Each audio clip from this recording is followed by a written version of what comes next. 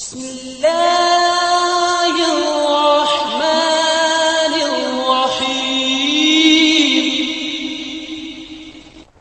वालेकुम दोस्तों, मैं हूं मोहम्मद अमजद और आप लोग देख रहे हैं मेरा यूट्यूब चैनल।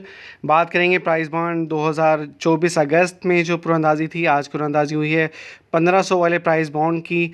जी हां, आज है 15 अगस्त 2024। ड्रॉ नंबर है ये 99 और ये मुल्तान में हो रही है आज। इसका पहला इनाम 30 लाख रुपए का एक इनाम है, दूसरा इनाम जो है वो 10 लाख रुपए का है और ये टोटल 3 इनामात हैं। और इसके अलावा जो तीसरा इनाम है वो 18,500 रुपये का है और ये टोटल 1696 इनामात हैं। तो कुल मिलाकर 1700 लोगों को ये इनाम मिलेगा, पहला, दूसरा और तीसरा। पहला इनाम जो आज लगा है जिसकी मालियत 30 लाख रुपये है, उसका नंबर इस वक्त आपकी स्क्रीन पर है 439845। जी हाँ, 439845।